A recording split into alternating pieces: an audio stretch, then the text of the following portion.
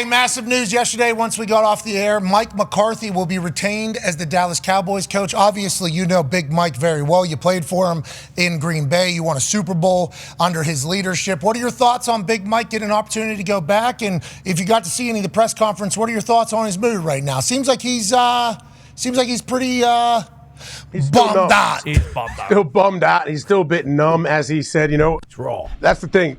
Big Mike is an emotional guy. Like when he would address the team nights before games, like things, he'll get choked up. Like, this dude cares about his players. He cares about his team. But every offseason now, are we going to have like 3 or 4 coaches where we have to make these huge proclamations that a coach is coming back? Like, what are we doing? It's our fault. We're part of the problem. Mm-hmm. Is this a new? This hasn't happened.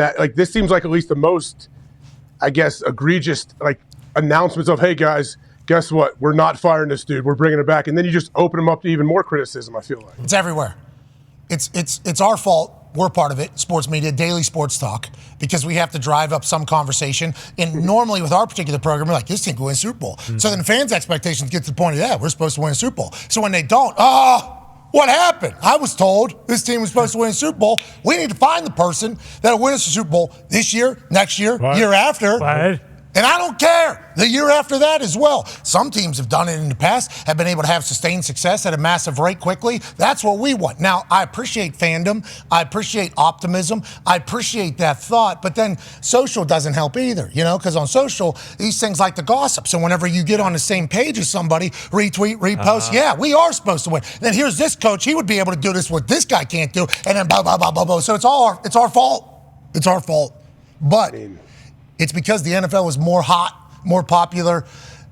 People are going more fanatic over the NFL than any time in history. So it's a good problem, but it's also a terrible one if you happen to be a Big Mike or a Mike Tomlin or a Nick Sirianni or a Dennis Allen on this particular coaching cycle, or Eberflus, or I guess Vrabel got fired. So, I mean, it's certainly a new thing that has been added about every single year. This guy's getting fired. And I don't love it, but it is certainly intriguing to think about Bill Belichick being a Dallas Cowboy head coach. Very. There is, was Vrabel going down to the Dallas Cowboys? Oh, my God. Him spitting all over that stadium, Jerry World, baby. with Zen and Cope in a big Cowboy hat every single day. I mean, that you start fantasizing about what could be.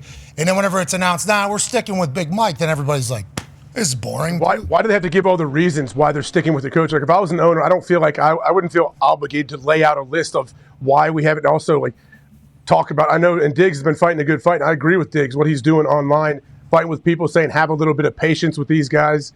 But I don't feel like it's your responsibility as an owner, even the GM, to sit there and list out 50 reasons why the coach is staying. Yeah, but I would assume that the coach appreciates hearing that a little bit publicly. I would assume that, you got to come with something. Like Jerry Jones saying, I have 100% confidence in that. Yeah. I'm saying more of the, the gum chewer in New Orleans when he's talking about all of that. Why do you feel obligated to give us all these stats and everything? I just say, hey, he's a good coach. I believe in him. I believe in him 100%. He's our guy. That's the highest level. That's the highest level. It's the biggest league of all time. They have the greatest microphones in the history of microphones down there. I heard every single pop and snap from that guy's mouth. Yep. Brutal. You've been a GM for how long? 20 years? Yeah. How many microphones have you spoken in front of? How has nobody been like, hey, cow, pig, horse, what? Can't have it. Swallow your gum. What are we doing? Do that again, we're going to shoot you in the head. The only difference between us and barn animals is the ability to chew with our mouth closed. I think he's close friends with Pete Carroll, and that was his stand for Pete. Okay, so he was that was in honor of. Yeah. Like whenever wrestlers come out, they do the sock. Bingo. Like, thank you to DX. Right. What is an honor to Stone Cold Steve Austin? What do we say? Millions. Hey, millions. That's an honor to The Rock. Yeah. So in the football world, for Pete Carroll, he said, you know what I'm going to do today? Yeah. In between every word, I'm going to chew this gum 6 times directly into the microphone. All right, it makes sense now. I appreciate what you did, Mickey. Do some more of that. We need more people getting each other's backs. I love it. But, Coach, to your point, you want to hear these people stick up for you publicly, I would assume, if you're the coach that's currently sitting on the hot seat publicly? No, absolutely. And I think he's probably talking more to, his fans, right? The fan base. I think everybody in the organization, they've obviously sat down and talked this thing through. The staff knows it. The players know it. But I think you're talking to everybody outside. And, AJ, I don't disagree with you. Those guys don't owe anybody anything other than they are the biggest deal, right? They are worth $9 billion, whatever. But I think he just does it to probably give your head coach the nod, and it's most definitely Pat more for Mike and building Mike up and. He's going to need it. It looks like Mike's going to need it. He's pretty bummed out there. He's pretty bummed out. Mike Tomlin had a phenomenal press conference, basically laid out what he's thinking for the future. Outside the team, offense coordinator coming in, quarterback friendly, he said. So look for him to open it up a little bit more. I believe Mark Caboli reported that he said next year is a huge year for Kenny Pickett. That many U's? Basically, that's Mark Caboli put 8 U's in it. Okay. 8 U's. And he said that was actually a massive piece of describing, like, hey, next year, this is it now, Kenny. Got to figure it out from Mike Tomlin's point of view, who's probably speaking for the Rooneys and for the Khan artist, Omar Khan, the current general manager of the Pittsburgh Steelers. Seems like Pittsburgh people pretty appreciative of the press conference that Mike Tomlin just had. Diggs' immediate response? Yeah, I mean, he opened it up great. He said, I'm in a better mood today, so if anybody has any contract questions, let's get those in today, which is a great way to start the conference or the press conference after he walked off the other day. And then Caboli also said it was probably the most honest press conference that he's ever heard from Mike Tomlin, which I think was necessary too, because Steelers fans were tired of hearing the same old bullshit. And yeah, going outside and getting OC is great. That'll be huge. Kenny, quarterback one with competition. That's good to hear. Yeah, we need some fires, some asses. What? Fire some asses? We need to light a fire under some asses. Okay, you bundled those words. Yeah. Like Patrick Mahomes. Short form. Yeah, exactly. You just kind of bundled everything kind of together there. I don't think we all understood what you were trying to say, but I'm happy we figured it out there. So it seems like we're past the point of the teams are keeping the coaches that they're going to keep. Eberflus seemingly in the clear. Yep. Harbaugh seemingly going to the Chargers. Antonio Pierce seemingly going back to the Raiders. And maybe Mark Davis just said, Antonio Pierce has earned his way into seeing what other buildings are like. Yeah. He's earned his way into head coaching interviews. Good. I'm happy for him. Maybe he needs to go do that, see what other ships are looking like way before he comes back to the Raiders yacht. Maybe that's why Mark Davis didn't just immediately hire him. I know there's a whole process that he has to go through to do that, but seemingly Antonio Pierce is back to the Raiders. So now you still have Vrabes available. Yep. Yeah. Pete Carroll's still potentially out there if he's looking to coach. Yeah, Raheem. And there's a couple, Raheem Morris, AG. Ben Johnson, Aaron Glenn. There's a lot of potential How many situations. gigs are open? How many spots are open right now? There was 7 to 8 total. 7. Yeah, so just Gerard has been hired. Everybody Only one, else. so 7 left. Okay. 7 spots left. But if we just did that musical chairs, that gets rid of the Chargers, the Raiders, the Falcons. Titans, maybe. Titans. We're hearing Titans, Aaron Glenn, Yeah. Really? Essentially. Yep. pretty much done. Even though he hasn't even been able to interview yet. Yeah. Yeah, so like procedural-wise, not a lot at all. Right. Nope. Everyone's saying that Ben Johnson he's Washington's number one choice. The Panthers aren't gonna have a coach. Tepper's gonna be the coach. Yeah. Okay, so Dan we'll just, Quinn. that'll Callahan. be I'm hearing Callahan. Dan Quinn has Bruce? like 5. Brian Callahan. the maker of Brian Callen? American. Big Tom Callahan. Callahan? OC. Big Tom Callahan. We're not getting into this. We're not doing this to him. It does sound like Tommy Tepper Boy. makes. Have you ever seen Let him Tommy Boy? Have you ever seen Tommy Boy? Chris No, Farley? sir. No, sir. Oh, I know Chris no, Farley. Chuck. No, I have. You Been a have? minute, right? Anyway, anytime the Rest name in peace, Callahan right? is Rest in mentioned, peace. yes, Rest in peace. Oh, he died?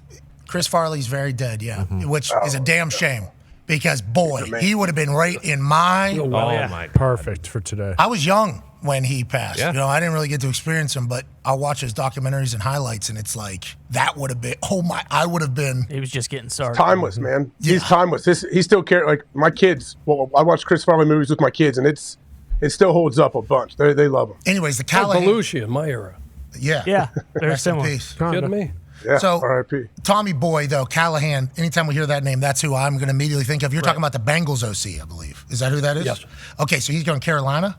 That's what we're hearing. Okay, what type of personality is he? And who's I don't know you got a him. mouse in your What? Who is it? Who is we? Are we going to start? Yeah, who is we? Look, we're You having a Tina? good day so far. Yeah, you and Curious. Tina, you and Miss Tina are hearing this. This is what you and Miss Tina are Coming out hearing. the Hey, swap we're hearing. Well, how about we him? got some Word on the pigeons street. flying. Well, how about him saying Belushi was in his time? You mean Charlie Chaplin? Oh, jeez. Yeah. Tom. Easy.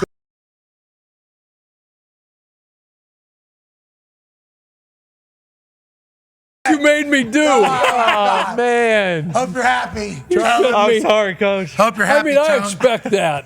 I just good. come to expect that. Did good is let a couple slide through the 5-hole too, as of late. Yes. Chuck was So- like 'Cause 20 we've years been- too early to Chaplin, too, by the way. Jesus. But yeah, we start doing the math. There's only one spot. What's the spot that's open that we haven't covered there? I mean, people are Panthers in Washington. Yeah, those. Yeah, but we just figured this out, Ben right? Johnson Those and two. Yeah, if Vrabel goes to Seattle, they're out. I mean, Okay, so Seattle would be the spot, Yeah. and we Quinn. apologize once again to the Seahawks fans for not mentioning that. sure. Well, We're thinking Quinn there, right? That's what everybody's yeah. thinking. I So doubt they Braves is are. left out of the carousel? Yeah, so what the hell happens with Vrabes? He comes to the Indianapolis Colts just to hang out. No, I and think, stipend? it'd be the DC, the He had a, Pittsburgh. he had a No, year, in he had a New year England. on his deal, right? You think he's going to golf? Year or two. You know what? I don't think. Anybody that been doing this for a long period of time, to have a year, like if you have the luxury, you have a contract, and you have the means to actually just take a step away and do something else for a year and just reset, recharge, reflect on everything, and then come back stronger, better than ever. That's an unbelievable thing. Like You when I got to did do it, this, when right? I got to do it in 2018, best thing that ever happened. What'd you work with? You worked with the I official. went with, I was at 345 Park Avenue, in the AMGC, or the Art McNally, That's the center up NFL there. offices. For everybody. with the officials, and I had an unbelievable experience. Got to sleep a little bit, got to enjoy life a little bit. The wife got to travel Costa a little bit. Rica. Oh, down there in Costa course. Rica. See the volcano down there? We were zip lining, we were sailing, we were. But then you got to a point where you were, probably some ayahuasca down there for the Pocanos.